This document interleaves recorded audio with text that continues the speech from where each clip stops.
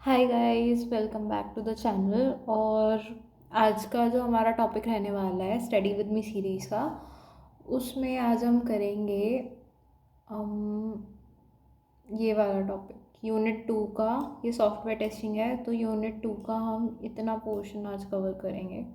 So let's get started. इसमें जो भी तो हमारे पास सबसे पहले लेवल ऑफ टेस्टिंग, और जितनी भी मैं वीडियोस बना रही हूँ वो सारी गीक्स फॉर गीक्स की वेबसाइट से, तो आपको अगर नोट्स चाहिए तो you can check out from that. तो आज हम स्टार्ट करते हैं इसके बारे में। तो इसमें सॉफ्टवेयर टेस्टिंग का सबसे पहले एक छोटा सा डेफिनेशन दे रखा है कि सॉफ्टवेयर टेस्टिंग क्या होता है। तो it is an important part of software development life cycle. जब हम कोई भी सॉफ्टवेयर को डेवलप करते हैं तो उसमें लास्ट के जो फेजेस होते हैं उसमें हमारे पास सॉफ्टवेयर टेस्टिंग आता है, जिसमें हम सॉफ्टवेयर डेवलपमेंट लाइफ साइकिल में तो हम काफ़ी सारे टाइप्स के सॉफ्टवेयर को टेस्ट कर पाते हैं कि वो ठीक से काम कर रहे हैं या नहीं कर रहे हैं। और स्पेशली जो सॉफ्टवेयर टेस्टिंग होती है वो जनरली इसलिए की जाती है कि हमारा जो सॉफ्टवेयर हो एज़ पर रिक्वायरमेंट्स बना है या नहीं बना। यहाँ पे आज हम कर रहे हैं level of testings.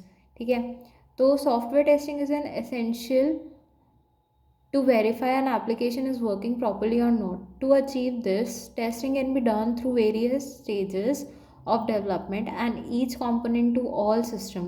Those stages is called level of testing. तो हमेशा हम एक ही बारे में पूरे सॉफ्टवेयर की टेस्टिंग नहीं करते हैं, तो लेवल वाइज टेस्टिंग होती है। तो उसमें हम देखते हैं, तो ये यहाँ पे एक डायग्राम हमें दे रखा है, जिसको अगर मैं थोड़ा सा जूम आउट करके दिखाऊँ तो ये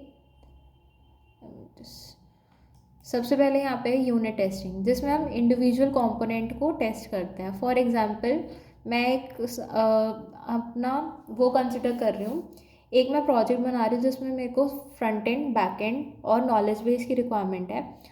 तो उसके लिए मैं क्या करूँगी, मैं इंडिविजुअल कंपोनेंट्स जिसमें हम यूनिट्स कंसिडर करेंगे कि फ्रंट एंड एक यूनिट होगा, बैक एंड एक यूनिट होगा, तो उन चीज़ों को मैं एक यूनिट कंसिडर करके मैं इंडिविजुअली कंपोनेंट्स को टेस्ट करूँगी। और उसके बाद नेक्स्ट स्टेप आता है हमारे पास इंटीग्रेशन टेस्टिंग, जिसमें मैं फ्रंट एंड और बैक एंड को इंटीग्रेट करके आपस में उनकी टेस्टिंग करूँगी, या मैं फ्रंट एंड या फिर नॉलेज बेस की इंटीग्रेशन चेक कर सकती हूँ। इन शॉर्ट मेरे को कोई भी दो यूनिट्स को कंबाइन करके इंटीग्रेट करके उनके इंटीग्रेटेड कंपोनेंट को टेस्ट करना होता है। लास्ट आता है हमारे थर्ड, हमारे पास जो लेवल आता है टेस्टिंग का वो आता है सिस्टम टेस्टिंग, जिसमें हम एंटायर सिस्टम की टेस्टिंग कर रहे हैं।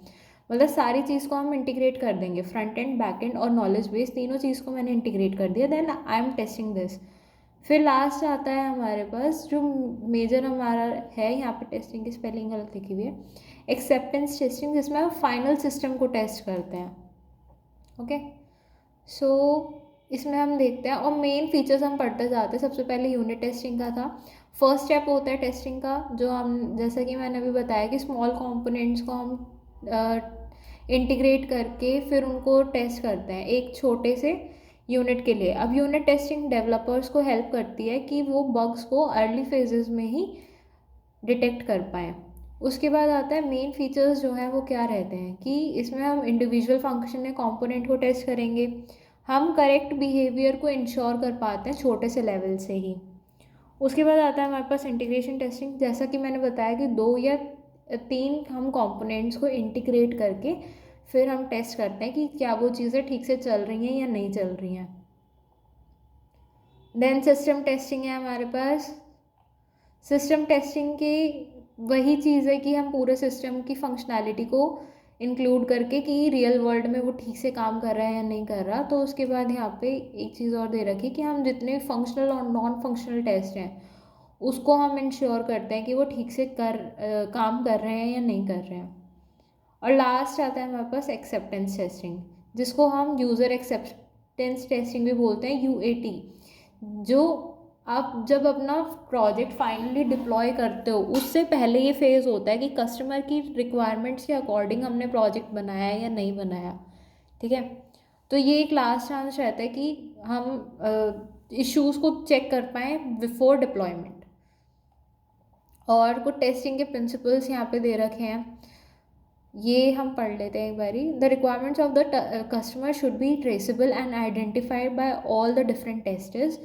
और उसके बाद हमारे पास आता है कि planning of test is planning of test that how test will be conducted should be done long before the beginning of test। मतलब एक पूरा प्रॉपर प्लान होना चाहिए कि आपको टेस्टिंग कैसे करनी है, कौन सा टेस्ट कब हम परफॉर्म करेंगे, तो वो सारी चीज़ें इसमें आती हैं। फिर एक ये प्रिंसिपल है जिसमें हम 80% ऑफ ऑल एरर्स को आइडेंटिफाई करते ड्यूरिंग टेस्टिंग और ट्रेस करते 20% ऑफ टोटल मॉड्यूल्स को। फिर हमारे पास आता है testing should begin in small and progress towards testing in large. फिर एग्जॉस्टिव टेस्टिंग हम कर सकते हैं जो कि पॉसिबल नहीं है। एग्जॉस्टिव टेस्टिंग अगर ये टर्म आ जाती है, कई बार क्वेश्चंस पेपर में पूछ लिया जाता है, तो एग्जॉस्टिव टेस्टिंग का मतलब होता है कि अब आपके पास जितने भी पॉसिबल केसेस हैं, या मैं बात करूँ अगर कि मेरे पास जितने भी पॉसिबल इनपुट्स हैं, मैं उस हर चीज़ पे मैं डेटा को कॉम्बिनेशन, हर पॉसिबल कॉम्बिनेशन को कंसिडर करके टेस्ट करूं, तो वो रियल वर्ल्ड में पॉसिबल नहीं है, ये सिर्फ एक थ्योरेटिकल चीज़ है। So this was all about this video. Thank you for watching.